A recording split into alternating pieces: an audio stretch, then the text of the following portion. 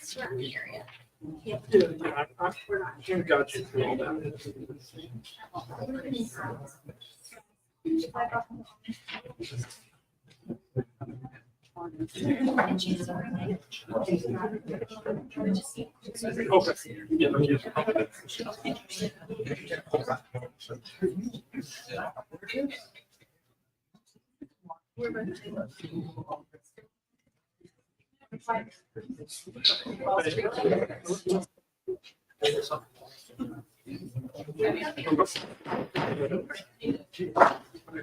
Welcome everyone to the April 22nd, 2024 meeting of the Catawba County Board of Education. Welcome you here tonight. We especially, as we get started, would like to thank the students from Claremont Elementary and Snow Creek Elementary Schools for the artwork displayed here this evening in the boardroom. Those students are under the supervision of their art teacher, Miss Tiffany Hall, and we appreciate their contributions to the meeting.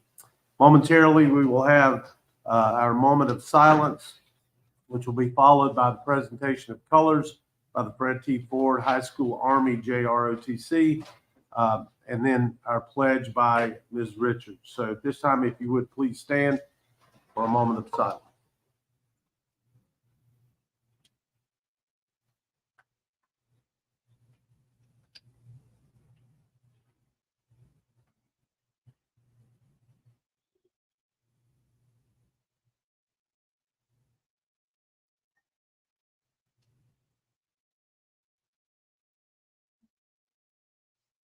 You may post the colors. Forward, march. Left, left, right. Left, left. March time. March. Color guard. Off. Left. Face. Breathe in. Arms.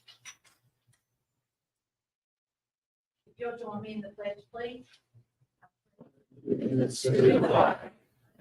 States of America, and to the republic for which it stands, one nation, under God, indivisible, with liberty and justice for all. Thank you. Order. Arms. Both the colors.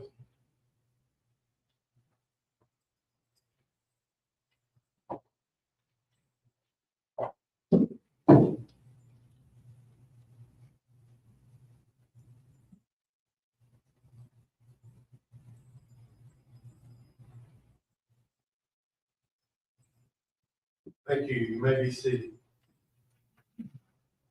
This time I will recognize Colonel Weatherstone to tell us about his cadets here tonight and all the good things they're doing out at Fred T. Ford. Okay, thanks, sir. As always, thanks for the opportunity to come. To do this.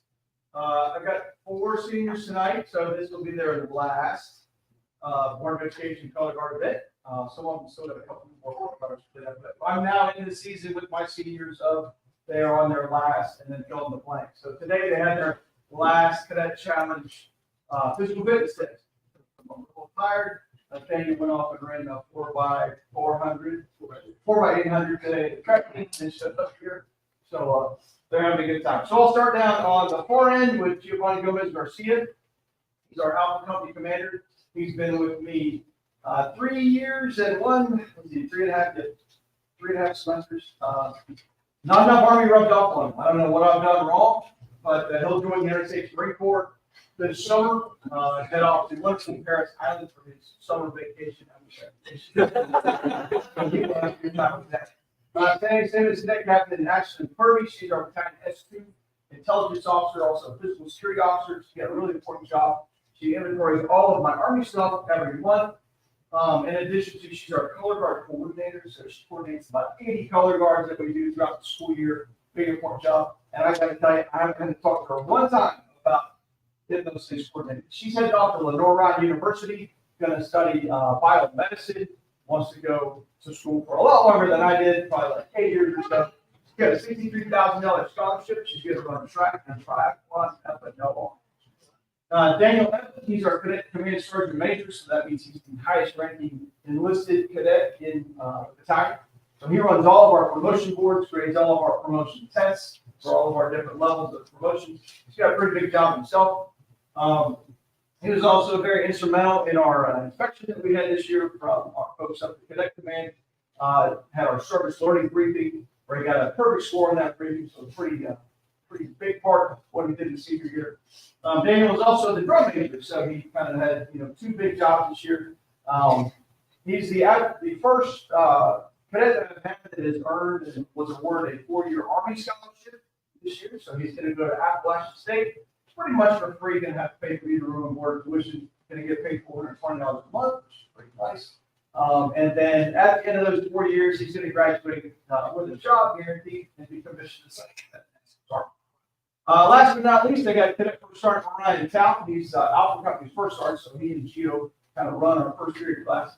And in addition to being a first sergeant, he's also on student council as a senior class officer, and he's the vice president for the Frederick Ford International Club. So Orion was originally going to go to East Carolina and get a culinary arts degree.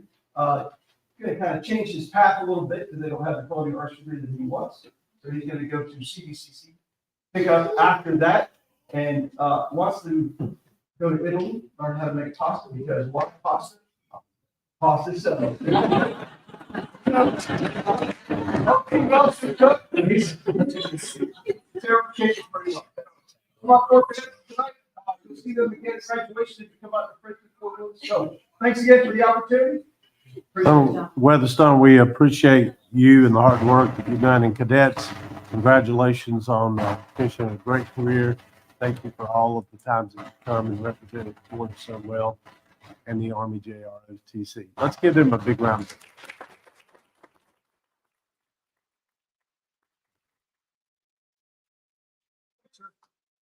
Forward, march.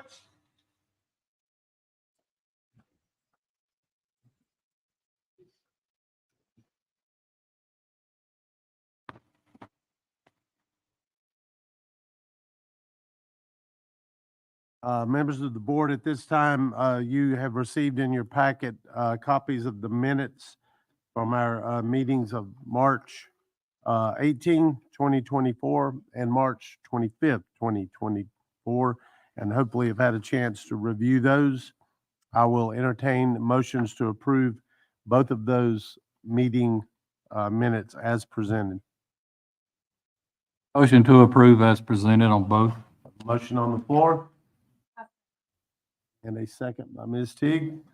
All those members in favor, please signify by raised hand. And that is unanimous. Thank you. Dr. Stover, I recognize you for adjustments and approval of our agenda.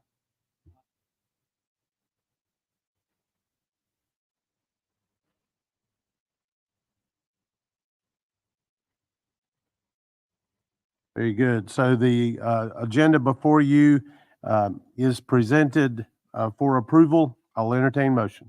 I'll make the motion. Thank you. Second.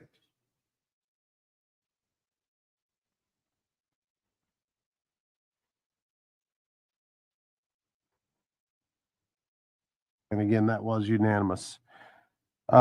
This time I'll recognize Dr. Stover again for the superintendent's report.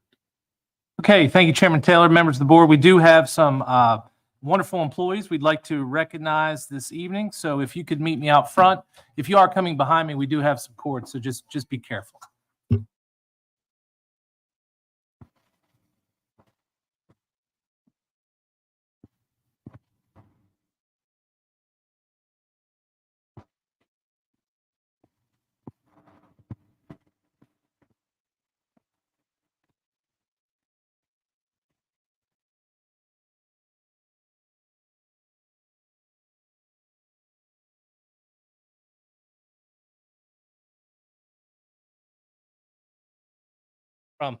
And it's a good problem to have. But tonight we're going to start with our assistant principal from Balls Creek Elementary School, Miss Emily Miller.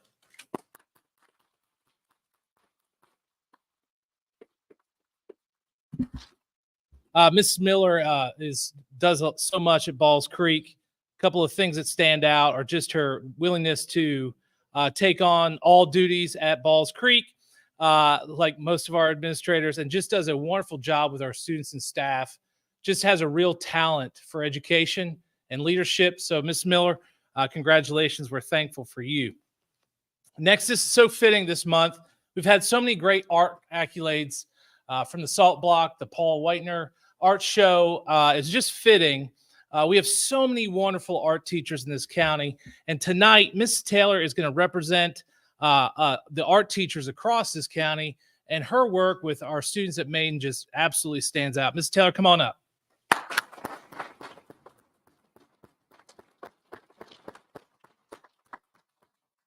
I told Ms. Taylor when we went to go see her, she also does the yearbook. And by the way, I don't know who wakes up in the morning and says, I want to be the yearbook sponsor, but I'm thankful that we have somebody who does that. She is just wonderful. Does a great job with parents too. Any issues that come up, prints, reprints, you've all had it all there. Mr. Hefner, you've done a good job with that at Maiden. We appreciate you. But we loaded from elementary art teachers, middle school art teachers, and high school. We're just thankful. Thank you very much. Last but not least, Miss Mia Whitener. She couldn't be here tonight. She's a teacher assistant and bus driver from Oxford Elementary. Been here 18 years. And when we were talking to her, I can just, I'm so thankful. Very rarely does she miss work. On her bus every morning and night, sick or not. Loves her kids. Great teacher assistant. Is instructional and a leader at Oxford Elementary School. We're happy to have her. Ironically, she is at a Bunker Hill track meet this evening. Also with that, county meet tonight. So she's a busy lady. But Ms. Whitener, we will miss her, but let's give her a round of applause too. I want to thank Mr. Hebner and Mr. Schrader for coming out tonight, our principals and all our directors for being here. Mr. Adams, you get your show up here in a minute. We're thankful for all you. So members of the board, we thank you. And Mr. Geddes, thank you for your donation, the gift cards. And that concludes my presentation this evening.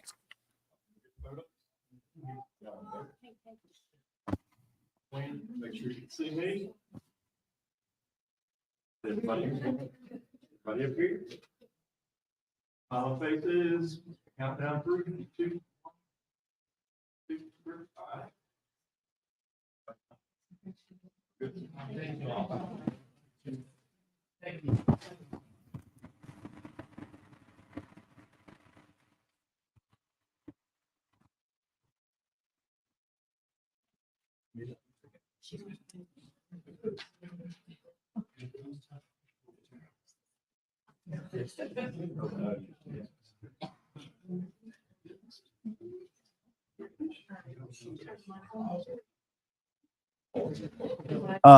Momentarily, we will recognize our board attorney, Ms. Davis, to conduct our public comment section of our meeting.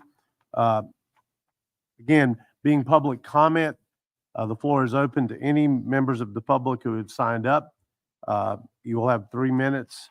And again, we welcome that input. As again, I said, I am proud that this board affords more time for the public to give input than any other elected body in the Unifor area that I'm aware of. Most of them have an hour time limit. So we want your input. We ask that the audience be respectful of speakers and that speakers in turn be respectful of the audience. We do ask that speakers address the board.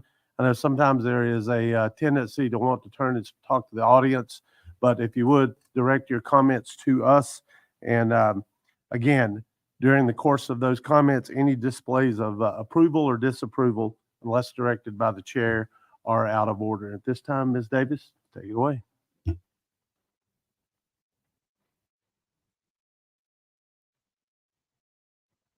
Clock on the top right corners of each of the TV screens, so I will remind you to keep track of that. The first person to sign up is Kimberly Turk.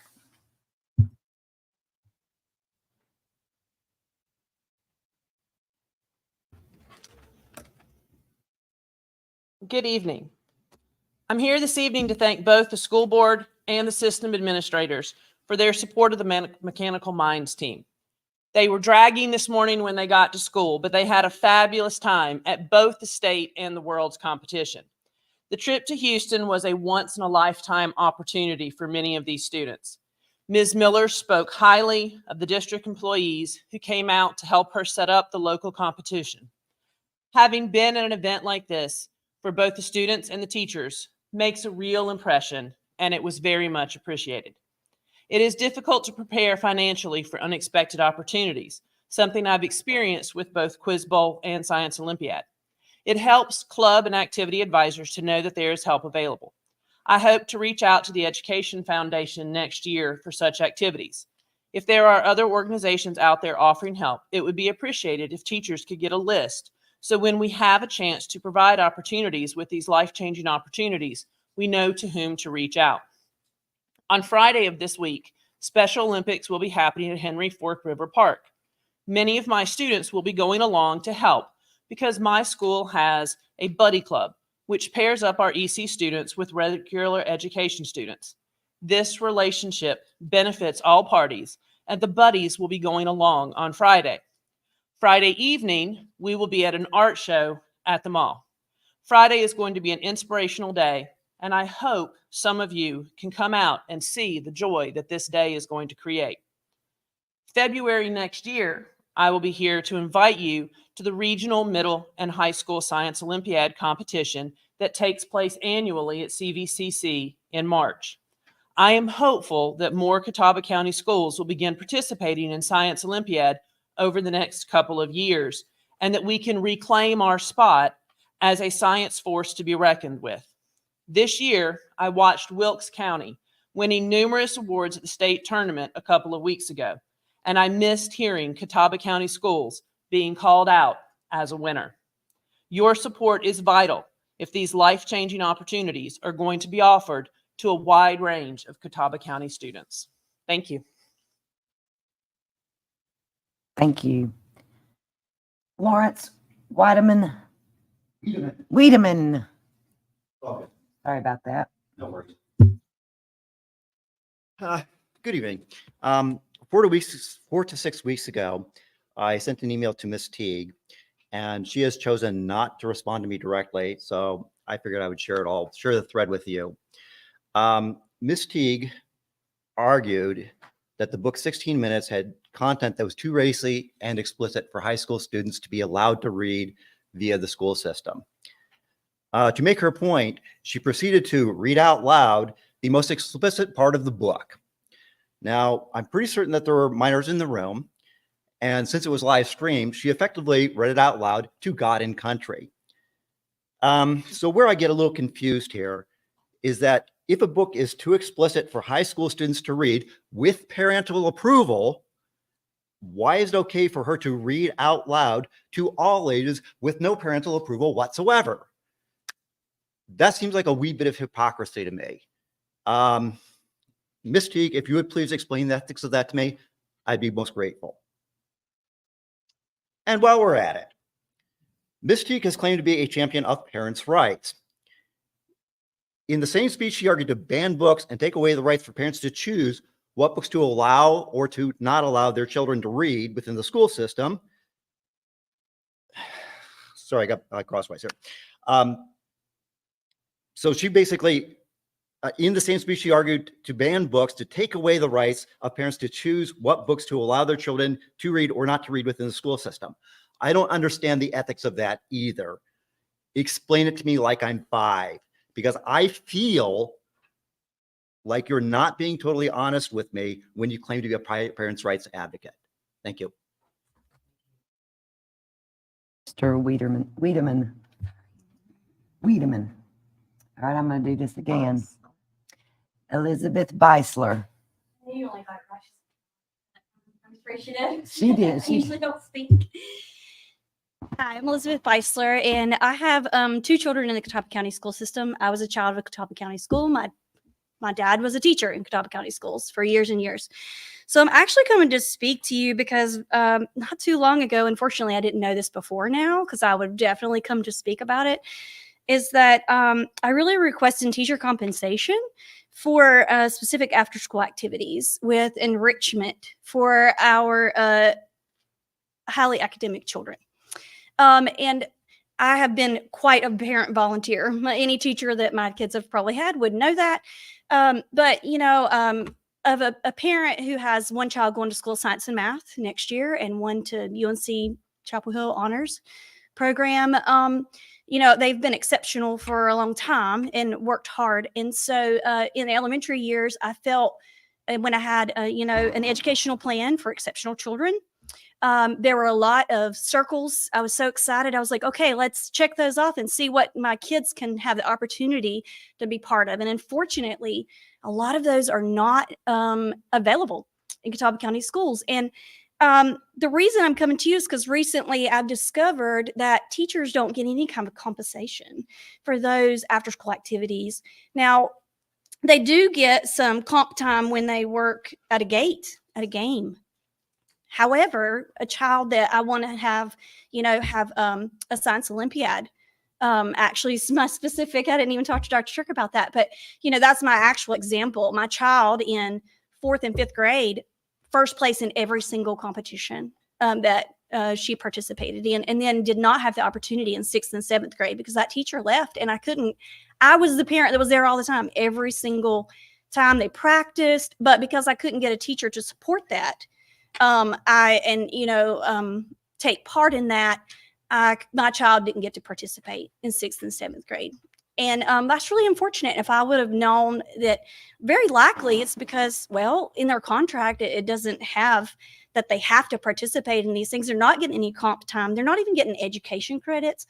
These are things that don't cost our school system anything, but it means so much to our children, and it means so much to the teachers because they are getting approval and appreciation for doing these additional educational opportunities for our children that are going to make them involved in quiz ball, science Olympiad, our, gosh, I can't think of the name of it, but our reading program that a lot of our kids battle for the books.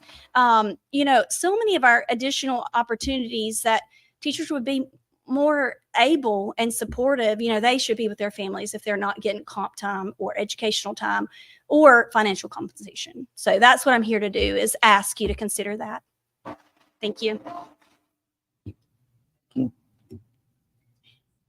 Kevin Sparks.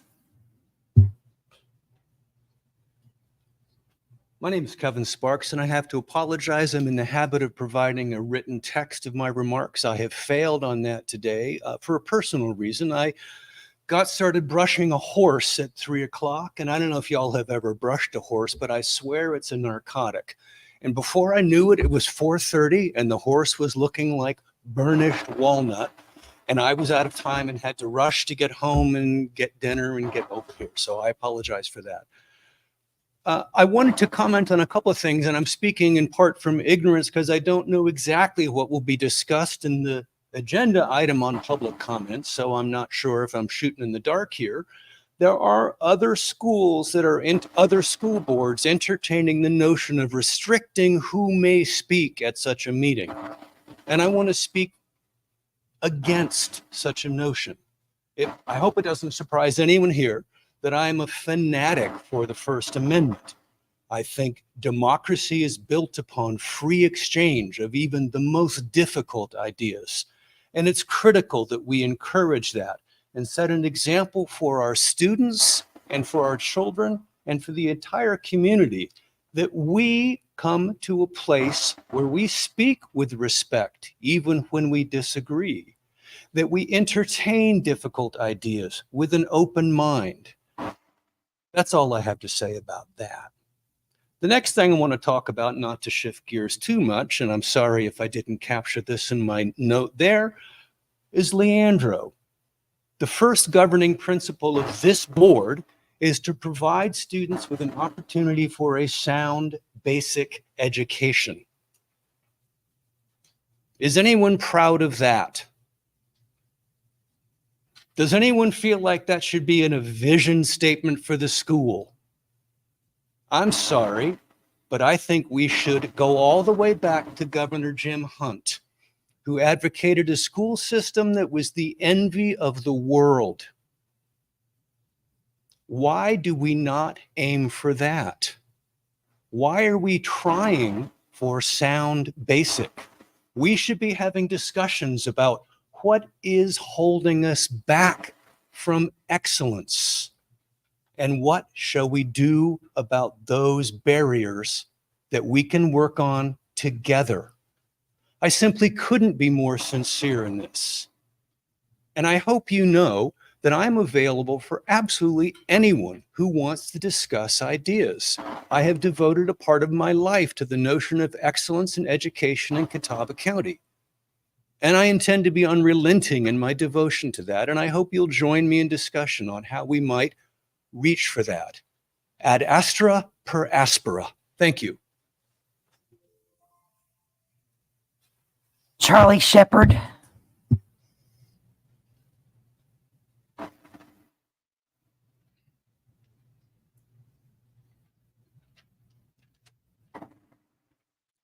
I've got a lot written here, but most of it's not appropriate. I don't know. I'll start and see where I go with it. Theocracy. That's a term I heard used when we were discussing or arguing for or against a book. And the term was used by a school board member, current school board member, in favor of keeping objectionable books in our schools' libraries. And he said, you're trying to create a theocracy. How's it happened that the secularists have so effectively characterized Christians as Bible-thumping moralists? I would argue that our founders, the authors of our Constitution, would be the Bible-thumping moralist. I would argue that secularism is the theocracy that we're indoctrinating our children into. We're making secularists out of them. We're canceling out God. We're just anything but God. We're a nation founded on Judeo-Christian values. Our Constitution was written and ratified by the free and for the free under God. Greatest nation on earth. For that very reason, we're under God. And that's the principle. Those are the principles that we're founded on. And we should live by those things. I mean, we're the lifeboat of the world. And for the reason the reason for that is we were founded for that, under those principles, Judeo-Christian. And so maybe we need a theocracy again. But you can't have a theocracy in this country, I would say that, because we're a democratic republic. So that being said, we're the lifeboat of the world, and it's being sunk right now in the name of secularism. Secular humanists are doing it to us through our current administration, I'd say in Washington and across the country. There's not another Mayflower. There's no place to go. This is it. So we need to protect what we have, and I think protect our children is key, and protect them from objectionable material in our public school system. They can get it somewhere else. They don't need to get it in our schools. And I think that's all I have. That's all I'll get to anyway. Thank you.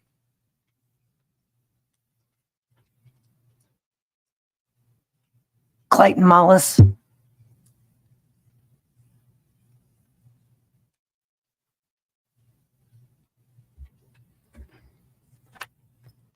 Good evening, board. I thank you for your time.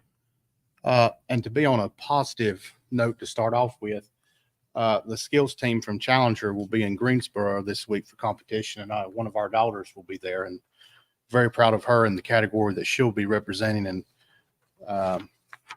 may be a little biased, but I think she'll represent Challenger very well, as well with other students.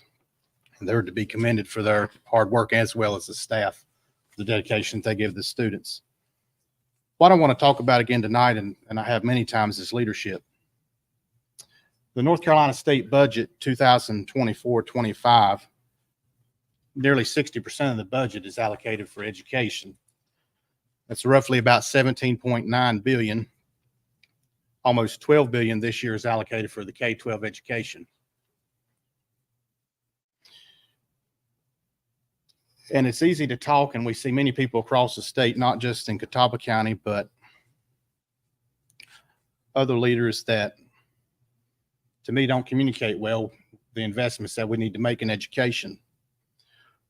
One thing I would like to see the Catawba County Board of Education do is hold joint meetings with the county commissioners to actually publicly show your support for education, actually show the public that you're working with the commissioners and where we need to make investments, not just talk about it, that we need money.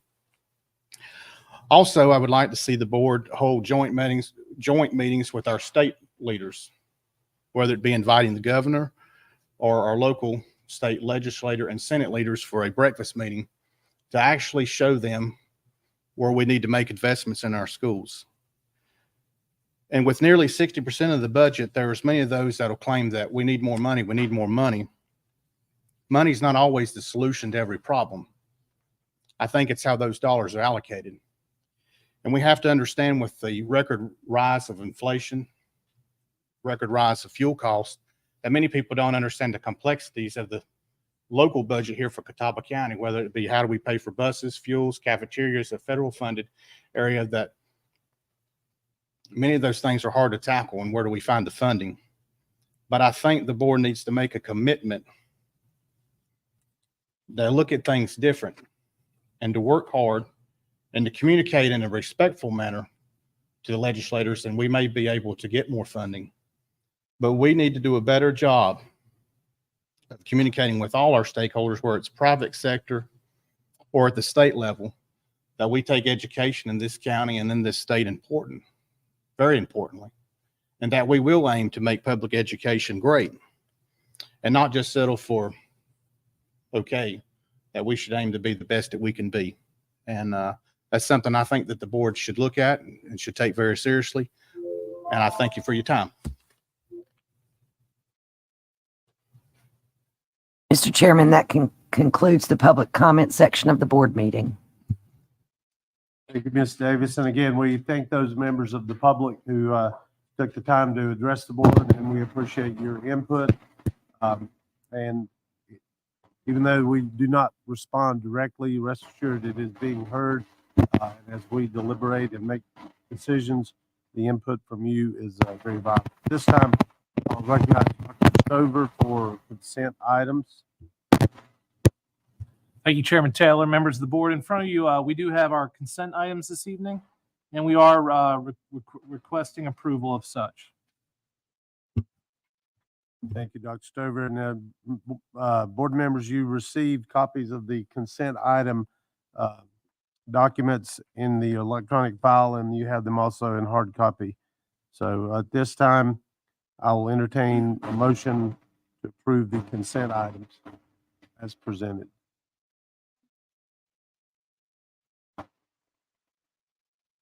Thank you. We have a motion by Dr. Barnett on the table.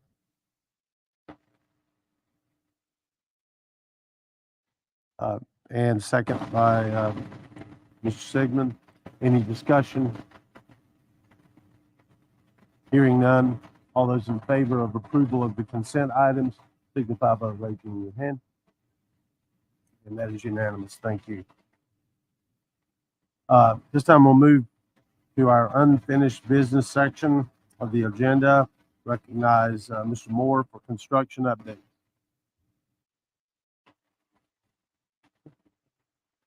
Thank you to those that were able to make the visit to Maiden to see the construction. As you can see, we're making progress at that location. A lot of the work now will be finished work. It won't be so readily seen as it's inside the building. But you can see there that canopies are beginning to be installed, sidewalks, curb and gutter. An internal picture there on the right-hand side, the mechanical piping and some sprinkler installation and low voltage cabling.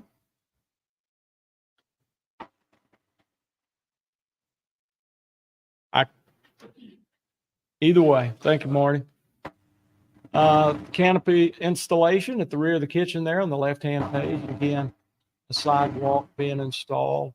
When you see those sidewalks and those gutters and the curbing and hopefully grass seed somewhat soon, begin to actually look more and more like a finished product.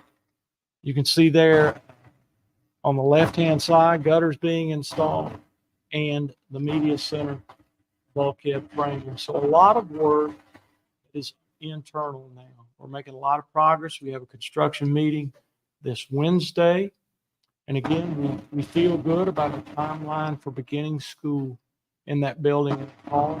We'll know more in the next couple of months if we're going to be able to meet those deadlines. But we feel pretty good about it.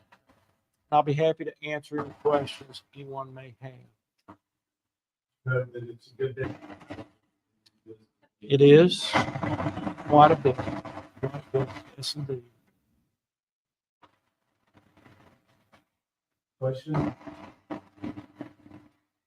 Thank you, Mr. Moore. Thank you. Next, I'll recognize Attorney Davis for the approval of the report on Catawba County Board of Education's decision on the March 18th special call meeting and hearing on 19 minutes. Thank you, Mr. Chairman. As the board can see, I've attached the report, which is required under our policy to be approved by the board. The report includes a copy of the exhibits that were part of that hearing on March 18th regarding the challenge book 19 minutes. It also attaches the full copy of the transcript after the public comments that is attached as Exhibit C, which includes the decision of the board. We're asking that this report with its attachments be approved by the board at this meeting.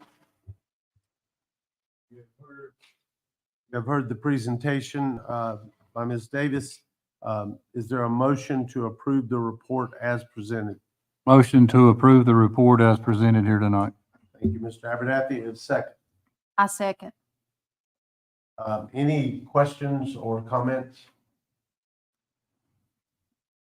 Hearing none then, there's a motion and second. All in favor of approval of the report as presented, please signify by raising your hand. And again, that is unanimous. Thank you. Moving forward now into the new business section of our meeting. We are come to the approval of the 2024-25 school nutrition new and rollover distributor bids. And we have Karen Barrier here. Welcome. School nutrition has 6 bids every year, and we seek approval. Some years they're all rolling over, but this school year we have 2 new bids and 4 rollovers. And so we are hoping that will approve the 2 new bids where Mayola won our milk bid, and Domino's came in close with pizza, but Pizza Hut won our pizza bin again this year. And the rest of the bids are rollovers from the previous school year. Okay. You have heard the request by Ms. Barrier for approval for the Mayola and the Pizza Hut bids. Are there questions? Is there a motion? First of all, I guess I need to ask.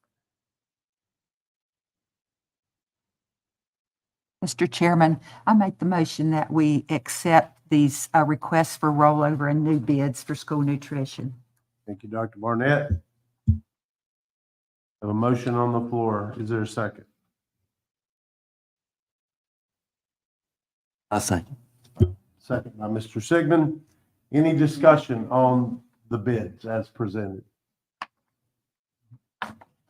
I just wanted to say that the bid between, I had actually asked about this earlier this afternoon about the bid between, I guess, the Pet Dairy and Mayola, and understand that we have been doing business with Pet Dairy for a very long time. I just hate that we're not doing business with them or continuing to do business, because we always like to try to stay local if we can. But unfortunately, the bid, Mayola actually beat them as far as, like, I guess they had the highest bid. So I just wanted to, hopefully maybe next time that this comes up again, maybe we can revisit that or something. Absolutely. Thank you. Thank you for your report. Okay. Any other questions or comments? Hearing none, all in favor of approval for the new and rollover distributor bid, please signify by raising your hand. And again, that is unanimous. Thank you, Ms. Barrett. This time we also recognize Ms. Barrier for approval of the proposed school for community eligibility provision, CEP, and universal free breakfast program. So our community eligibility program, we are trying to grow that program. And we are hoping to go from 6 schools where all students eat for free, breakfast and lunch. So from 6 to 17 in total. That's 13 elementary schools, 3 middle schools, and 1 high school. And then we want to add additionally 2 schools to the universal free breakfast, which is just down a little bit below. Right there. So we're adding Jacobs Fork and Maiden High to universal free. So our goal here is trying to get as many meals for free to our students as we can, and what we're allowed to do through DPI, and be fiscally responsible. So I am hoping that you will approve the growth of our CEP program and the expansion of our universal breakfast program to include more schools. Any questions about CEP? Do have one question on the document that you're showing us in the 4th bullet from the top. I just wondered if there was maybe a word missing. It said the last part of that, all students would eat at no cost, yet the school nutrition department would incur lost revenues. Should it be would not incur? I didn't know if that was maybe a Oh, no, if there's any lost revenues, school nutrition that would be responsible. incurred by the school Right, so I'm nutrition just saying department. school system would not be responsible for anything that. The goal for the program is to increase participation and therefore increase our revenue. So if we were to lose revenue because we do this program, we would incur that loss as a school Okay, nutrition department. just wanted to be sure I understood. Thank you. Also, one question, Ms. Berry, and again, forgive my ignorance, but if you could go back to you had scrolled down to the schools that were involved in the expansion right there. What was the criteria on why those schools were chosen? I'm sure there was one. Just Sure. They have to meet 50% free or reduced. So those schools are right there at 50%. And they don't meet the CEP criteria to include them into the grouping because they're not high enough and it's a different calculation for that too. Thank you. Any other questions? Hearing none, I'll entertain a motion for approval of the programs presented by Ms. Barrier. I'll make that motion, Mr. Chair. Thank you. I'll second. Motion by Ms. Richards, second by Ms. Teague. Any further questions? Hearing none, all in favor of approval, please raise your hand. Thank you. That again is unanimous. Thank you. We'll recognize Dr. Stover at this time for a proposed instructional schedule for Catawba Rosenwald Center for next school year 2024-2025. Thank you, Chairman Taylor, members of the board. I'd like to invite our principal, Mr. Adams, and our middle school director, Dr. Airwood, to join me. So in the last couple of years, we have been trying to brainstorm and work with staff and students on what would encourage participation at our alternative school. Currently, our attendance each day is not what I would consider very good. We at any time we have between 50 and 70 students at our alternative school, And at any time, we might have 30 to 50 students present on those days. Furthermore, we also want to increase our academic performance with our students there as well. Not only teaching them some skills of getting along and teamwork and working together and individual hard work, but also increase our math and reading and literacy at CREC. And so Mr. Adams and his staff have said, we've got an idea. We've got an idea. And so this year, we've put the idea with Dr. Arrowood on paper, batted it around, made some revisions, and now we bring it to you for you to look at. We are seeking approval on this. We do think this will be good for our students. So I'll turn it over to Mr. Adams. I want to thank him and his staff and Dr. Arrowood for working hard on this presentation. So keeping it simple, this should say fourfold. I added something at the very end, right before I submitted it. So the first one is to increase attendance and instructional focus. Without attendance, instructional focus is lost anyway. So many of our students come to us, they're missing 20, 30, 40 days out of the school year. That doesn't stop when they come to us. We build it in, and it takes time to build it in. It takes time to build those incentives in for attendance. This will build a piece for incentives to help us get students there. And one of the things that you'll see in a second is we've actually seen this plan work, and we're going to add some more stuff to it to add some more incentives. Second, increase instructional focus on community help support and future job training.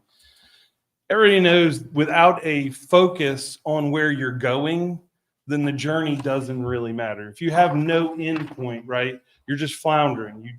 You're in a path to nowhere. So we need to give hope to these students. They need to find something at the end of the rainbow.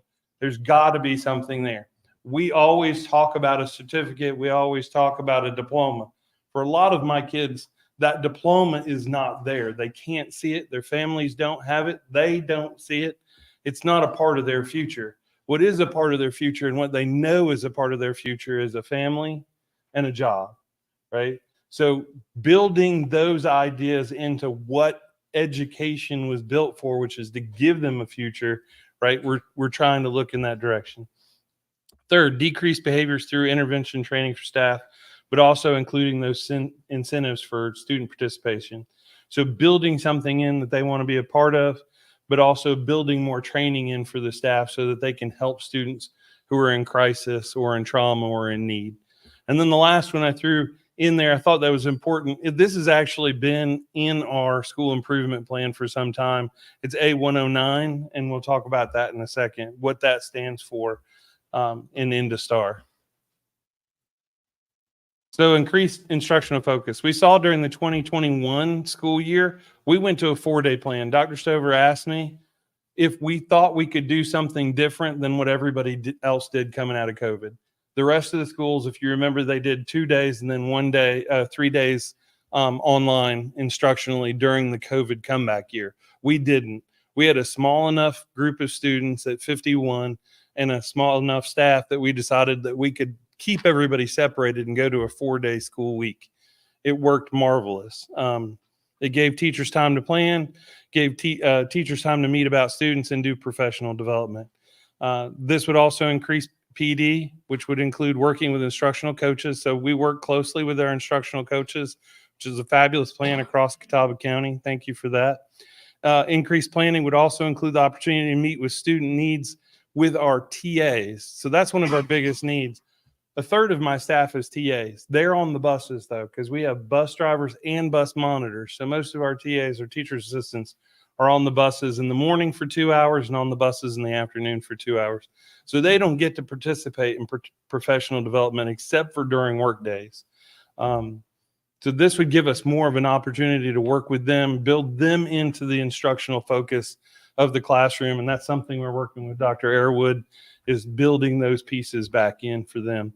We also saw an increase in daily attendance in 2021 with the 4-day schedule. I had very few students out during that time period. Attendance was not a thing. What they could do for 4 days, they couldn't see themselves doing for 5. And if they didn't have that hope for that 5th day, sometimes they'd miss 2-3 days a week. But when they knew they had 4, they felt like they could make it. Community service and job training is the next one. We currently have a group that goes every Friday to the corner table. They participate down in there. The corner table loves us. We're wanting to expand that and build it out. This community service piece, the kids serving other people, if you could just see how they do a 180 when they're in the community and they know they're serving other people, they light up, they become leaders, they help each other out, they help the community out, and it also helps them to see what the rest of the community is going through, because they're going through a lot, but there are people out there who are going through more and need them, and that part of being needed helps them get through the day and through the week. Working with CVCC, this is a new piece that I thought I'd put in there.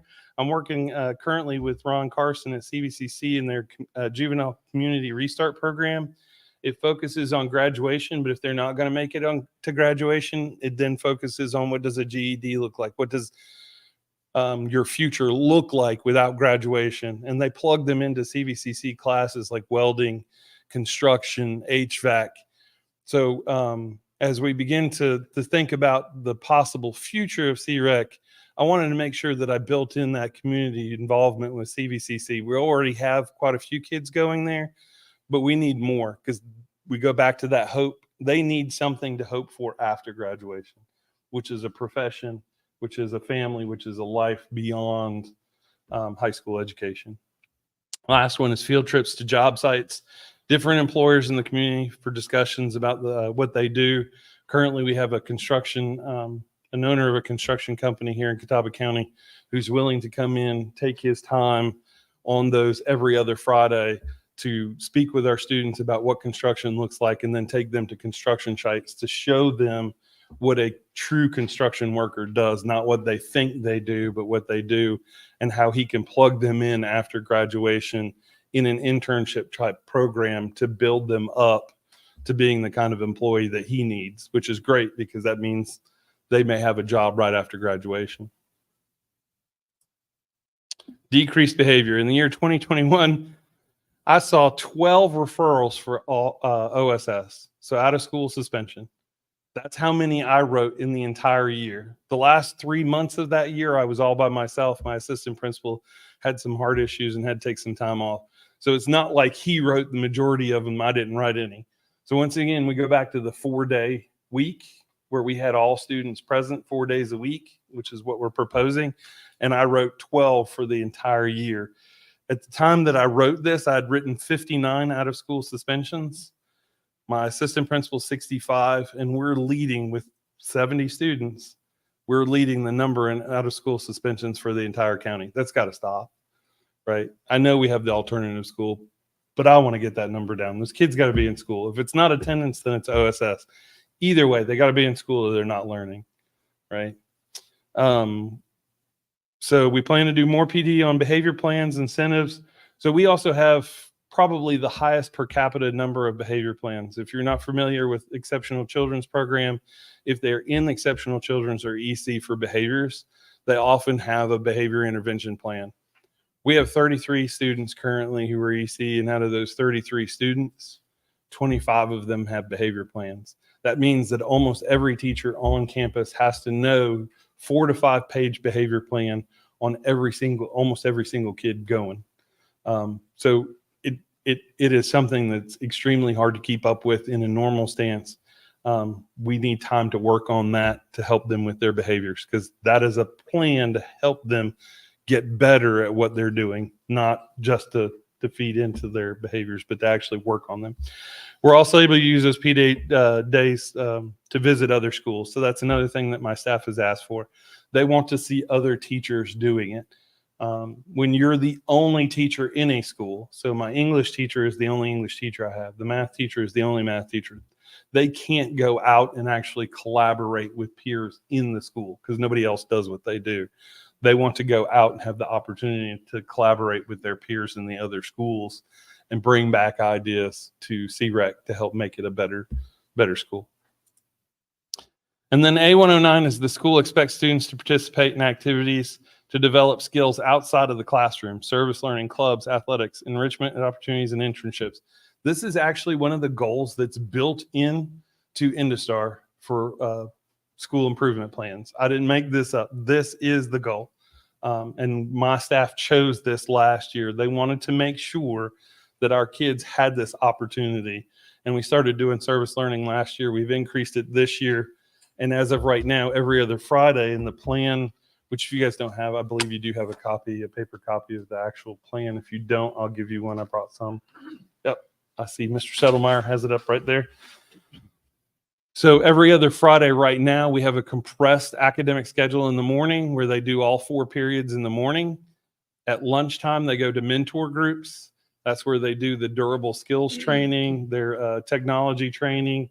And we also meet with them kind of individually, and they have an individual adult that they can be almost like a homeroom teacher that they have the entire year, somebody that they can talk to, somebody that can go through some of these scenarios through durable skills and really dig deep into what those things mean. We go from there to clubs. They don't have access to clubs because it's the alternative school, so we thought we'd put clubs in place. So they go to clubs. One of the clubs that we currently have that the kids love is construction. So another one is crafts. And all sorts of kids are going into crafts. We have girls in construction, which is awesome. But we literally have gift, the little, if you go to Lowe's, the little wooden things that you can get if you go on Saturdays and take your kids and put them together. That's part of the little construction thing they're going through. But just learning the basics of how to use a hammer and how to use simple tools, not power tools or anything, but it's something for them. But this particular goal actually falls under instructional excellence and alignment. The proposed 4-day plan helps to meet that part for our school improvement plan. And then we have this plan. So we're currently working on the every other Friday. And then when we talk about the Friday that they wouldn't be in school, kind of like Challenger does right now, it would be still an instructional day, but it would be a remote instructional day. So in the morning, they would have 2 hours devoted to things that are assigned to them by their teachers. In the afternoon, they would have 2 hours of open time where their teachers were available online. They would actually have a time to step in with their teachers, talk about what they were doing for the week, what they needed, if there was any help they needed, any makeup work that needed to be assigned or worked on. So it's still under the remote instructional plan. So we still fall under that plan, the same one that we use if they're out for weather. But in the mornings, we've been doing meetings, professional development, and the afternoons would be collaboration with their peers. So, and that would be, both of those would be every other Friday. I'd like to just say one other thing while you're taking a look there, Dr. Airwood, if you have anything. First of all, thanks for your consideration. Our other need to this is that our experienced staff that we have left at CREC are in a season of retirement. And it is harder and harder to find teachers in general. It is extremely difficult to find alternative licensed and willing participants at the alternative school. A lot of times it's because of perception, right? If you go to CREC, sure, our students make poor decisions sometimes, but they're kids, they're great kids, and they just need an opportunity. You also have to have patience, and you have to have a heart for that. Just like if you're going to teach construction, you got to love construction. It's the same principle. The other thing that I see as an advantage of this, and you all probably know, and I've talked to most of you about this, is to recruit and retain teachers. We don't want to just hire somebody who couldn't get hired anywhere else and probably doesn't have a degree. We want somebody who wants to be there and is a 5-star teacher, and not somebody who maybe got released from another county and is trying to get a second start, or maybe somebody has no teaching background at all. So I think this also lends itself to teamwork. And what we've found is our employees like teamwork. They like the opportunity to work with fellow teachers to plan, to develop themselves as professionals. So I think this could also be a huge help in that category. Dr. Airwood, did you have anything? Sure. We started actually Friday meeting with the staff at CREC and working on professional development needs for now and for the remainder of the year. And they are excited. And I will speak for our instructional coaches that I was with on Friday. They are excited about ways to help them. And so this is another layer of support from the CNI department that we can assist them in making sure that we are doing good, sound instructional practices for them. At the same time, doing a 360 approach for them, not only with their teachers, but with their teacher assistants as well, and making sure that they understand good, sound instructional practices. And that's what we're there to support them and help them ensure that they're doing all that they can for their students. Mr. Miller, did you have anything here? Yeah, you're welcome. Any questions?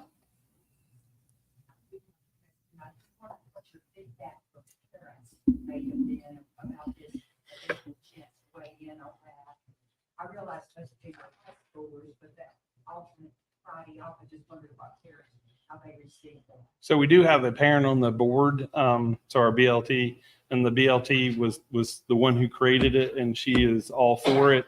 Her son is currently a sophomore, and to most of the parents that we talk to, it is a boon. So the ones that are not currently, which is a small number, it is about childcare, because they're worried about what that Friday is going to look like every other Friday. I'm sure it was the same way with Challenger when CVCC went to a 4-day and Challenger had to go to a 4-day with an alternating Friday program as well. You're welcome. I don't know, you have a question? Is there an attendance part of this? Do I have to come to school first? So correct. In certain things there'll be a behavior and attendance piece. So specifically, as we're talking about anything that would be like a field trip, there's going to have to be attendance and a behavior piece put in place. We have plans.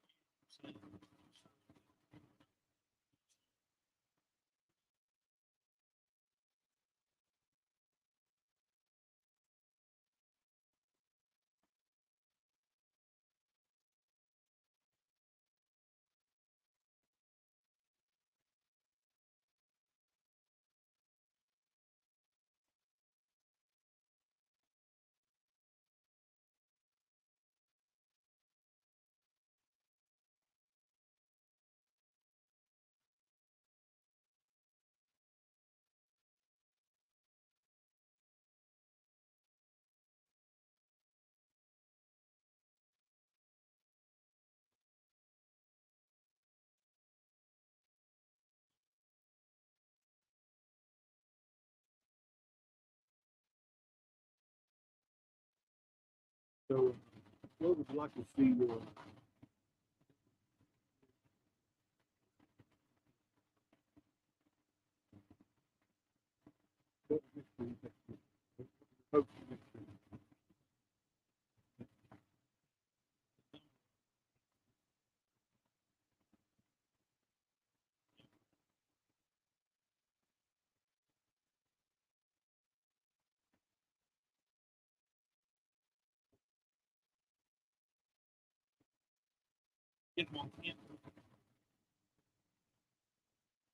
which a lot of our kids use. But when they're not there, we can't help support them in the things they do need. So I guess that was my next question. Are there barriers to them getting to school, or is just they don't want to be there? So I would say the biggest barrier, Mr. Shuttlemeyer, is the distance. So I live 3 miles away from my children's school, right? And they still don't want to ride the bus.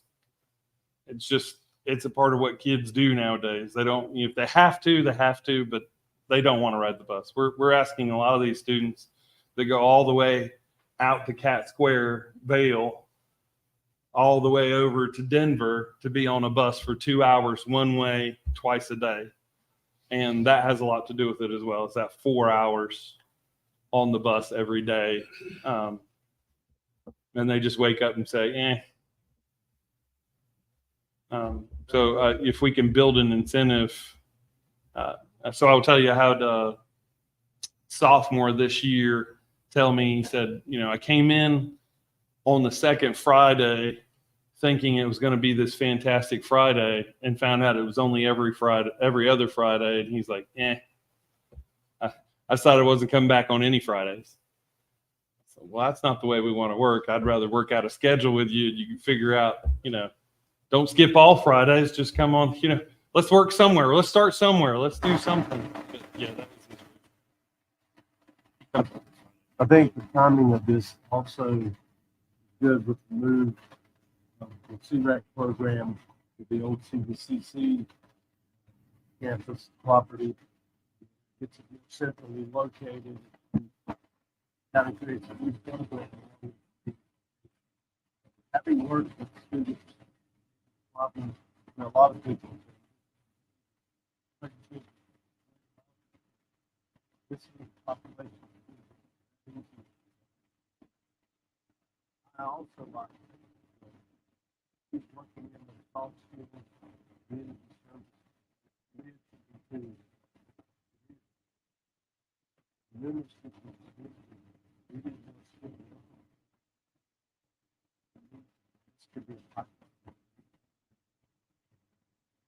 we also want to break something. A lot of our kids are kind of cycle, not of just poverty, but other things. If we can break that cycle by getting them into something that they can then have hope in graduation, that they can have a professional job, that they can see their family being taken care of, that breaks that cycle. It may even help their parents in that cycle. Something that I saw when I taught at Channel. We have a lot of people. There's a first kid that ever go to college. You got an associate's degree at Channel, and never going to enter now the assistant manager, Walmart, or NDI, their program in NDI. And that has changed the whole outlook for their entire family.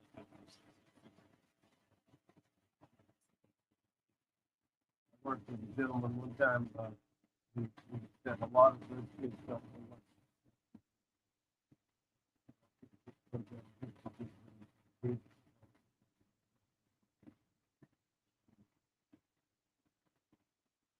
Any other, you guys? No, I do want to take just a second to thank Mr. Adams and our staff. It is it can get tiring, and every day they come and bring it, and I'm thankful for you guys, and because that school is the children's hope, and so I appreciate all the support you guys can give us. So thank you. Thank you, Mr. Adams, Dr. Airwood. Board, you've seen the presentation, good questions. Any further questions, comments, or I'll entertain motion. Mr. Chair, one thing that I would like to do is, as a matter of full disclosure, I am a part of the Juvenile Community Restart Program at CVCC. In fact, I'm one of the co-founders of that program. I obviously feel like it's an excellent program. Has a lot there to offer. Having said that, I think that I can be unbiased as far as my opinion about this overall program. I don't gain anything monetarily. It's a free program. I'm not employed by CVCC in that capacity in any way. It is an excellent program, an opportunity that youth can get from the school through the community. In fact, we have our second graduation this Thursday night from that program. So again, just as a disclosure, I do feel like that I can be unbiased as far as my opinion about it. Thank you, Mr. Abernathy. Mr. Chairman, I make the motion that we approve the proposed instructional schedule for CREC for the 24-25 school years as it's been presented to us tonight. Thank you, Dr. Barnett. And I'll second that. Okay, we have a motion and a second. Any further comment or questions? Hearing none. All those members in favor of approval of the schedule for Rosenwald, please signify by raising your hand. And that is unanimous. Thank you. Now here from Mr. Miller on 24-25 alternate school accountability model for Catawba Rosenwald. Thank you, Chairman Taylor and board members. Good evening, and thank you for the support of CREC and that vote. And we're going to keep this about CREC right now and the alternate schools modified accountability system. I'm here seeking approval of that model for Catawba Rosenwald, and we're asking the board to approve Rosenwald for option B under North Carolina's alternate accountability system. Under option B, students' test scores will be assigned to their base school. And this is the option that we have used in Catawba County for Catawba Rosenwald since the school originated as an alternate setting. If you look in your packet, I believe it's on page 4, you can see how the alternate school gets their grade, even though scores go back to the school, the student's base school, it still receives a grade. And 20% of that grade comes from student persistence, 20% from student or school achievement, and 60% from growth calculated in EVOS. So again, that's in page 4 in your packet.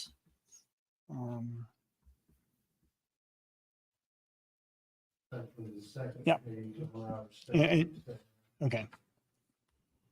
You can see on the screen now the 20, 20, 60, and what makes up those different components of the school grade. So any questions about option B for the alternate school modified accountability system?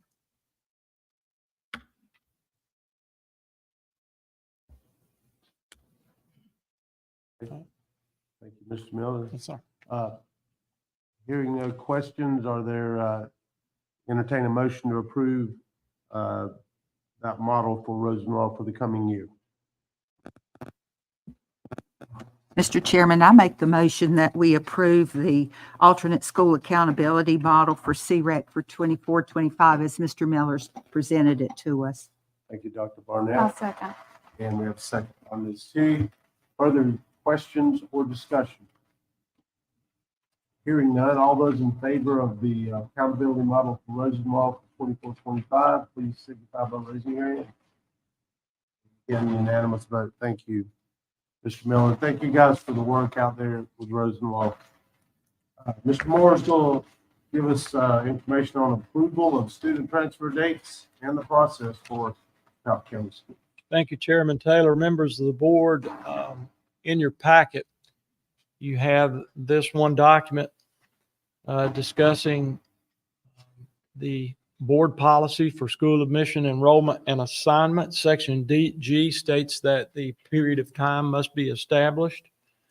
And Section M talked more along the transfer process itself. We're requesting that Monday, June the 3rd, 2024 be established as the acceptance date. The first Monday in June has been the date for the past 14 years. And we're asking for that date to open transfers across the district. And secondarily, we would also ask that Monday, August 12th be established as the due date for tuition for those students that are out of county. So I would seek your acceptance and would be happy to answer any questions you may have. One question, Mr. Moore. The date in June, the first Monday in June, yes, has that worked well? I know sometimes we get in the habit of doing things, that's the way we've always done it, which I say is the worst reason, but if it works It ain't broke, don't fix it. I think it's also an adage. Yeah, I think it works well. I know that in previous years, of course, we had people line up years ago, but in COVID times and since then, all of it is online. And I know that our transfer requests have increased a great deal. Literally, when this transfer process opens until the first day of school, that's pretty much all Wendy is involved in, my administrative assistant. So we're around 350 to 400 transfers per year, and that's a lot. So it's worked well, but bless her, gives her a lot of work all summer. Any other questions? Hearing none, then I will entertain a motion to approve the transfer process that Mr. Moore has laid out for us. I make that motion, we approve the school administration enrollment and assignment. Thank you, Mr. Settlemeyer, I second. and second by Ms. Teague. Thank you. Any further questions or discussions? Hearing none, all in favor of approval of the student transfer dates and process, please raise your hand. Again, that is unanimous. Thank you. And while we have Mr. Moore at the podium, he will present approval of bid tabulations for school projects. So our first bid tab is for roofing at Claremont Elementary School that includes the administration area, media center, and 200 hallway. The low bidder is Barger Ash Roofing. Base bid was $90,800. The acceptance of alternate one brings that total to $99,000. And I would ask for your approval of this bid for this project at this time, and I'll be happy to answer any questions you may have. Are we going to vote on these as a block or individually?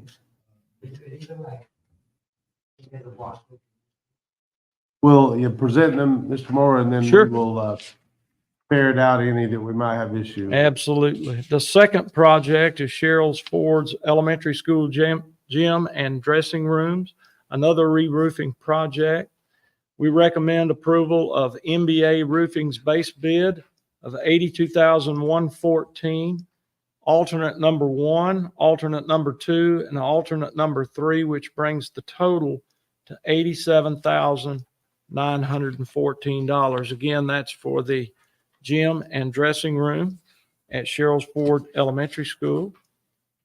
Our next bid is for fencing upgrades at Bunker Hill High School. We've had discussions about the back half of that campus and being able to make it more secure. We have a bid tabulation with the low apparent bidder being Hickory Fence Company at $66,941. The funding for this project is from safety money. That was a grant that we were awarded from NCDPI for the 23-24 school year. So that's the source of that funding for that particular project. And last, a bid from BPS Southeast Flooring to recover the media center at Bunker Hill High School in the amount of $49,204.44. That is through the TIPS USA Consortium, much like state contract. It is a national organization in which we're able to secure bids for specific projects. And I'll be happy to answer any questions about either of those projects. And if I can't answer it, I know that my good friend Robert Hull can. You have heard the presentations by Mr. Moore. Questions on any of those specific projects?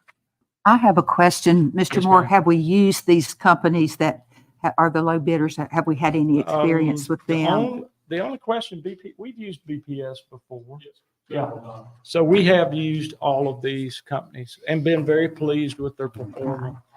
BPS was the only one that I wasn't really sure of, but we have used them a lot lately.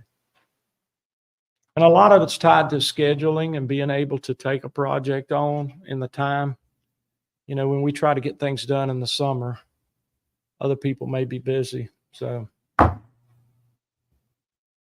I think you answered my question by saying we were planning on starting this, so probably over the summer we would do these projects. We can actually begin on the roofing projects immediately upon Okay. bid. Now, of course, when state testing occurs, we'll call timeout, but roofing projects can proceed. The flooring for Bunker Hill High School, yes, that would be in the summer. The fencing, again, it's external, so most likely in the summer, but yes. Okay. Good questions. Any other? Mr. Chairman, I'd make the motion that we approve the bid tabulations for the two re-roofing projects and the fencing and flooring that were presented to us. Thank you. You heard the motion Second. and second by Mr. Abernathy. Any further discussion? Okay, hearing none, I'll call the question. All those in favor of approval of those bid tabulations, please signify by raising your hand. And that's a unanimous vote. Thank you. Thank you. The next item on our agenda, and if you notice, there are 15 subsections to this item. In light of that, and in fact, we've been here for an hour and 22 minutes. Would the board be opposed to taking an 8 to 10-minute break at this time? We will do that, and we will reconvene at 7:30.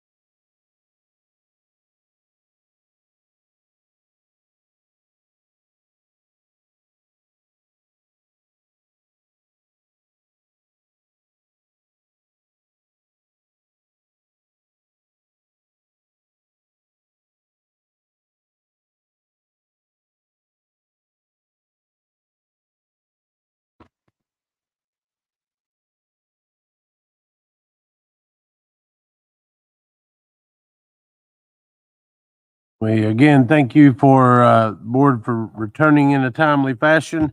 We'll now recognize our board attorney, Ms. Davis, for approval of proposed amendments to our Board of Education policies that we've been going through for a number of weeks now. Yes.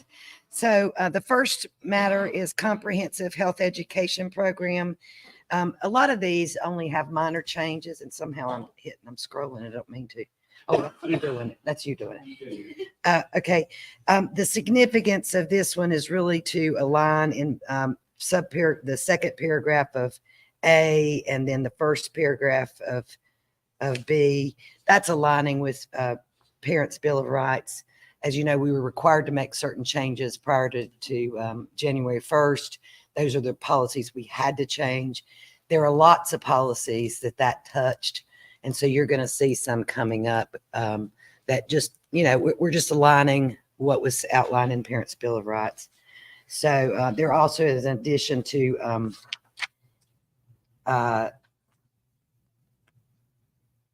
awareness of sex trafficking prevention and awareness that's added in there with Part of the statute. yeah. Mhm. Yeah. Again, all of this, none of this is crystal words. These are all required and recommended by North Carolina School Boards Association. And again, it's aligning everything with Parents' Bill of Rights. Next is student health services. Very little, just some citation changes and wordings. Just from will to may. State law authorizes school employees to, as opposed to state law, as opposed to school employees may. I mean, some of this is just language that it's a matter of semantics, how it's said. It's not, doesn't change the substance. Parental involvement, even though we have extensively modified that for Parents' Bill of Rights, believe it or not, there were some changes, additional changes, mostly in terms of the references. In fact, the only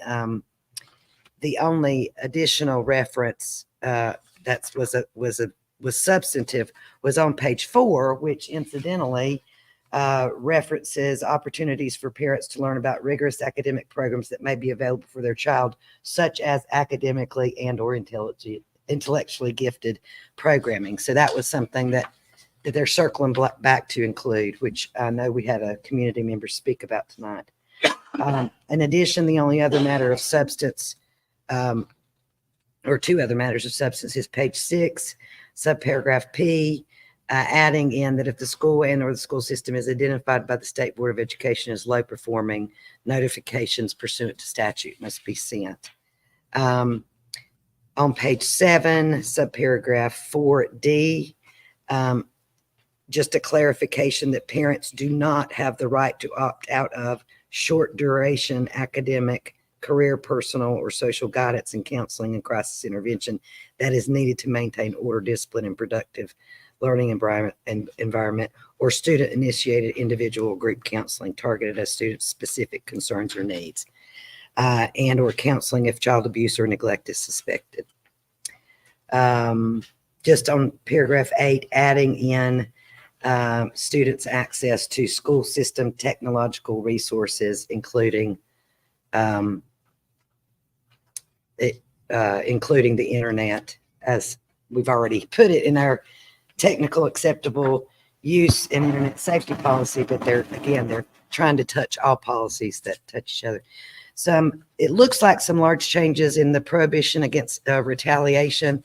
Those changes simply flesh out reporting guidelines and make it clear that when somebody reports an individual or an organization for retaliation, they are protected to some degree, so long as there is a good faith, that they're acting in good faith in reporting it.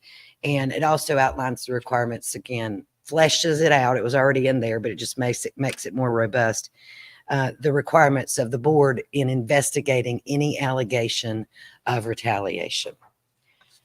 Next is technology in the education program. Marty. What is added there is a new paragraph about generative artificial intelligence, AI. And I know Marty has been working and experimenting with that.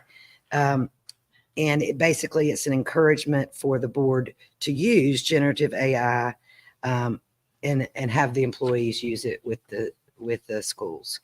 It's not a mandate necessarily, but it's an encouragement. Technology and responsible use just has some minor references.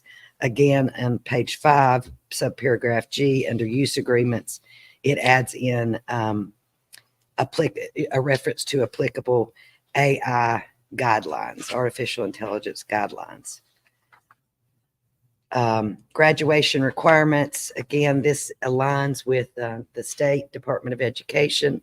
Mr. Lee Miller has reviewed this, and Mr. Westmoreland. Basically, it's divided out the different courses of study. One, future ready core course of study. Next is future ready course of study required for students entering 9th grade. That's still a holdover from previous rules from 9th grade in 2021. And then future ready occupational course of study required for students entering 9th grade in 2020 and 2021. And yay. 1, 2. Future ready course of study credits for students entering 9th grade for the first time in 2021-22. For the most part, the structure of this has maintained the same or has been the same, except they're taking out the local requirements for course credits from the actual board policy. Again, that's been reviewed by Mr. Miller. There'll be quite a few more of those coming from CNI as well. Next is concussion and head injury. The only changes there were statutory or references to statutory requirements. Administering medications to students is the next policy. There was a restructuring of this policy to basically define in one place what medication is and take out the word drug. Before, the trend was to include drug in there because we wanted to make sure that everything was caught, but I think people don't like that term anymore. So you'll see drugs or is removed throughout, but it just talks about medication. And then a clear definition for medication is added. And that includes over-the-counter drugs. So now it encapsulates even over-the-counter. What is different about this is the major difference is the self-administration of medication now has to be cleared through the office. We're talking about over-the-counter medication, also that it can include, but that has to have a script. Also for diabetes and anaphylactic shock and allergies, there's a process clearly in place. In fact, there's 2 more policies that are coming next that I've already done for the next board meeting that deals specifically with those. I've sent those to our school nurses and the county attorney's office, and they've approved both of those policies as required. And they're grateful for them because kids with those conditions, diabetes, they have to be able to self-administer clearly in a much more seamless matter, but they've got to get the paperwork in order. Okay, next is child abuse and related threats to child safety. There's really nothing substantive in that, just references and citations. A reference to Center for Safer Schools being shown to all students in grades 6 through 12 is required to be done. Child abuse and neglect information and resources for students. And another reference is made to licensure. Electronically stored information is the next policy. And really it's a matter of citations that have changed in this policy. Everything else is staying the same.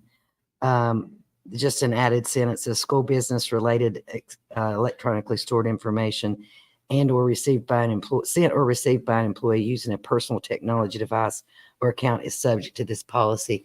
And that's something that I'll just remind everybody.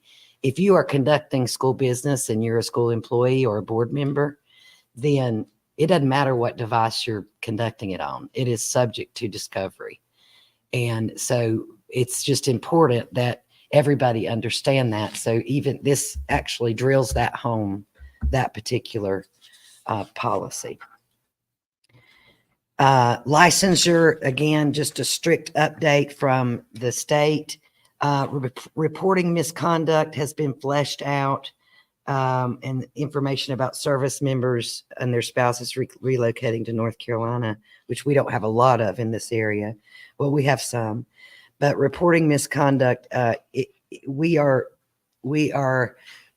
state is concentrating a little bit more and more and more each year, it seems like, with what the school systems have to report as far as teacher behavior, employee behavior, as it relates to licensure. And so this is just fleshes all that out. Ray Thompson does a great idea of keeping everybody in line with all of that and discussing what, if anything, needs to be reported. We're fortunate we haven't had a lot of those lately. Staff-student relations, the only changes there are just it makes it applicable to student volunteers. It makes it clear it does not include student volunteers for staff-student relations, and it changes some citations. Also a reference to the licensure policy. Next is insurance, and we only have two more. Insurance, there's very few changes with regard to that. The board shall maintain liability insurance, and it clarifies or other liability insurance coverage adequate to safeguard the school system's property and assets. So it acknowledges there could be other liability coverage. Costs associated with maintaining adequate liability will be included in the budget, which always has been. And the finance officer will maintain custody of liability policies. Then the school finance officer policy has some additional requirements that are all statutory. Again, this comes straight out of the statute. It's something that Ms. Miller has been doing, Ms. Aldridge has been doing already. They just fleshed it out. For example, maintaining the general ledger system, which has to be done to do the other obligations, utilizing an encumbrance system for tracking obligations, overseeing the school system purchasing and contracting processes. And again, these are things she's already been doing. They're just making it into the state law, ensuring that, well, they've always been there, but they've just made it clearer. Ensuring that federal funding expenditures comply with federal obligations, creating analysis of financial personnel and student data and records for administrative decision-making. Again, that's something that she and Dr. Stover and Cabinet do all the time. Preparing and filing a statement of the financial condition of the board, of the school system as often as requested by the superintendent. And managing all activity for a balanced budget. Ensuring the quality of fiscal operations at the individual schools through periodic audit reviews. You experience those and have those for review. Maintain a legally compliant payroll system, pretty broad, and maintaining custody of liability coverage policies, and providing all required materials for the annual independent audit, which she does. And they just have glowing things to say about our finance department. Performing such other duties as may be assigned by law, and that's the catch-all, which was actually in there before, but just again, we moved it to the end as a catch-all. It used to be in number 14. And then also it addresses professional education, and it states that the finance officer shall complete all continued professional education required by the State Board of Education, which again, she's been doing. System in our state not too long ago had an issue. Payroll. Yeah. Payroll. Yeah, it was Gaston. It's pretty. So even though that seems. I think what happened is Contrary in the wording, the fact that it's done well. Yeah. Yeah. Well, I think that's what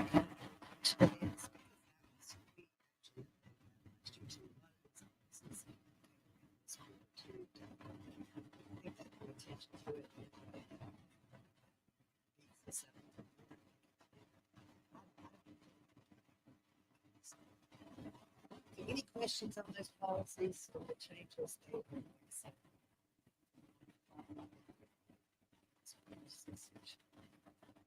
Yeah, this whole process is part of the ongoing effort to find out Catawba County Board of Education policies. The state will make that searchable for the public and quickly we can find what they need in a timely fashion. So, board members, questions about specific policies? We have a number of those we had had them for a week. I did have one question, Ms. Davis, on number 4, policy 1.7600 -7.2800, prohibition against retaliation. Is that necessitated by a change in state law, or is that just? It actually reads basically what it's done is fleshed out who is protected by the policy and is going to encourage retaliation. We don't look at the last period, first page, is that also a lot of people are starting to use retaliation as a defense. So instead of taking criticism, they start to say that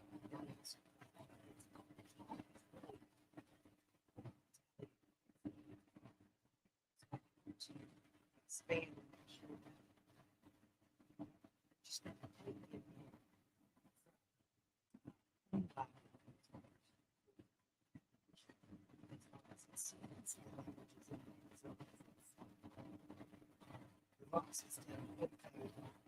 next time we read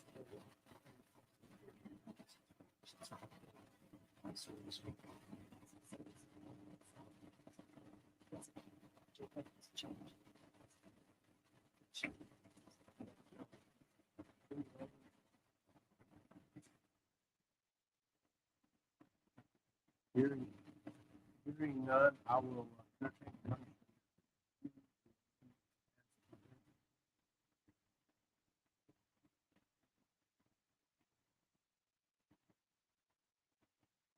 Mr. Chairman, I make the motion that we approve the proposed amendments in the 15 policies that we just looked at. I'll second that.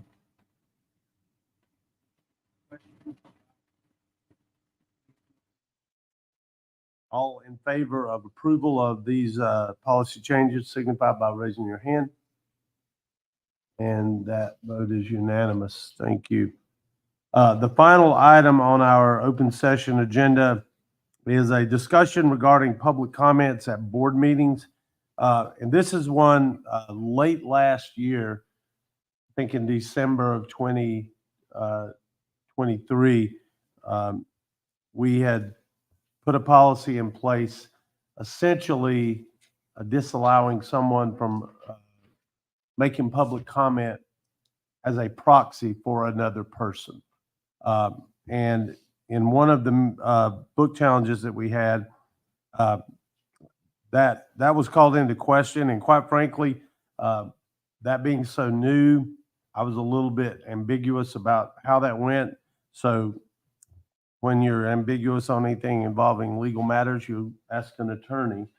So Ms. Davis has given us some guidance about this. So again, this is a discussion. It's not really anything other than so that we can clarify our understanding and if need be, adjust the policy. So Ms. Davis.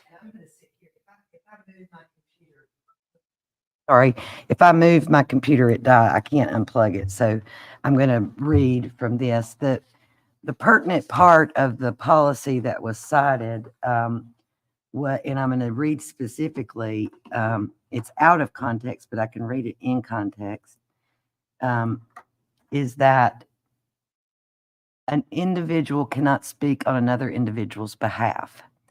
And the specific situation and situations that were encountered at our last board meeting had there were multiple different types of issues. The first had to do with, I think, reading a letter that someone wrote.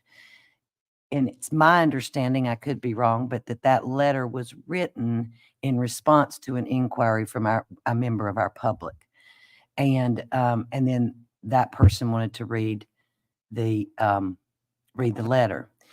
So then there have been other issues. For example, there have been citations and references to, and I'm gonna mess up on the name of it, but it's Miss Teague cited it. It's a book looks. Yeah. So some references have been made to what book looks have said, and representatives from book looks. And then there have, of course, been references to the law, different laws, and there have been references to the Bible, and there have been references to the book itself, which was so. So I think the question that Mr. Chairman was talking about is, to what extent does that apply? And I'll be honest, I think it needs to be clarified. It says a speaker, an individual cannot speak on another individual's behalf.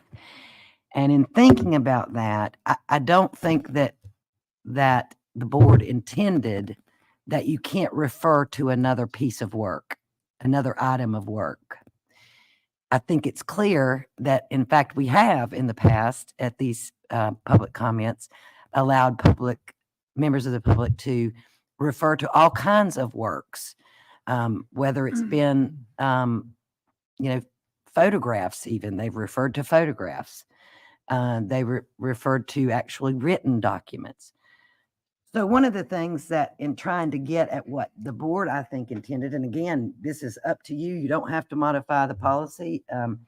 But I think the fact that the works that you're referring to is cited is important, because then it gives the board the ability to go fact check it and verify it. So one of the things that I was saying to insert in lieu of that, or to say an individual cannot speak on another individual's behalf. However, a speaker may cite or present the words or works of another individual, organization, or agency, as long as the speaker cites the name of the work, the name of its creator, and provides the board with a copy of the work or with a full citation of where the entire work can be located. So that gives the board the authority to reference it. In proposing that, I literally went back to something that y'all probably all remember, and that is your research papers in high school. Not the professors, but our teachers would say, cite where you're getting your information.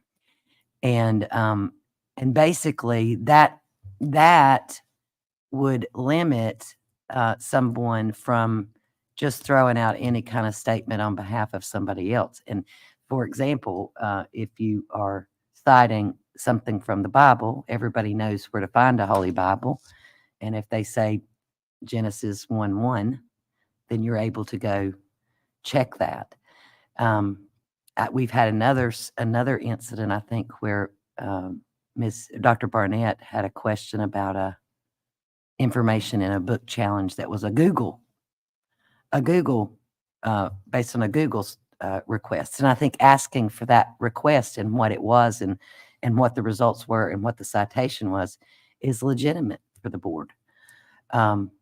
Again, I think Ms. Teague has always referenced, where she has found material, but I think just taking that one, we got to be careful about limiting someone's speech as a result of something that's written or interpreted narrowly.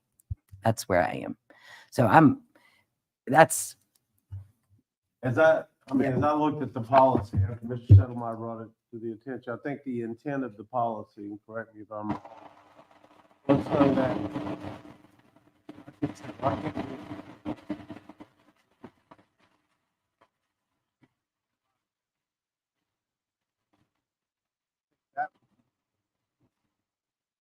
question is, think of narrative back to the beginning. Really.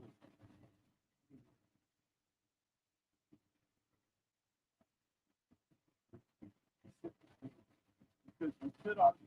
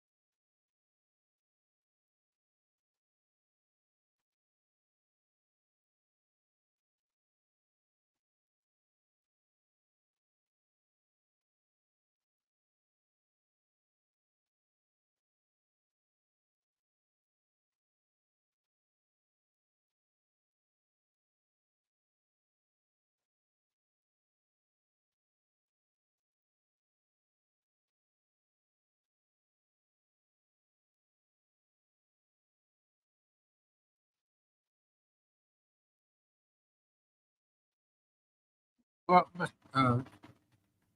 Chair, one of the things that I was thinking about that kind of got that whole thing going is that there was a couple meetings where a person could not be at the meeting, and they had asked somebody to read the letter strictly that they were going to address to us. And my thing with that is that, as we have said before, looking at, is that if that person said something in that letter, then we as board members could not be asking as if they're talking in person, then we could ask you to have that clarified and it just kind of go out like it was. And so I think that's what brought all that on. I actually like hearing what we're talking about, you know, as far as people being able to do to reference something, as long as that it's clear where it's been referenced and how we then could interact.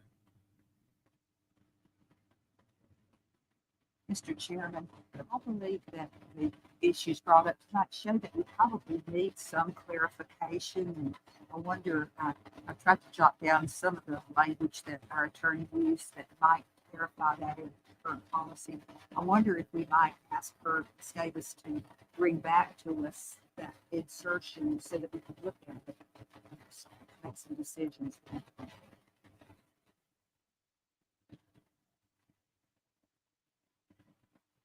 At least begin to work with the pieces.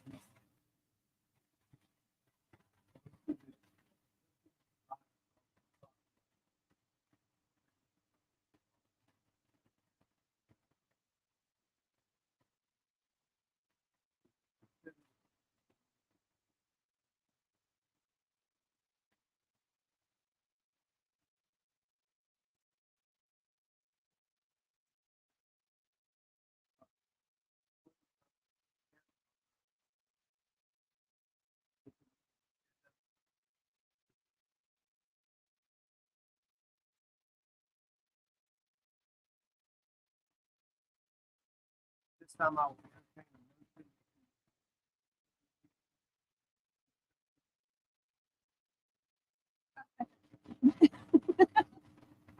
Building seconds. I think we should be. All in favor? Raise your hand. We will stand adjourned for 10 minutes and we will convene in closed closed session.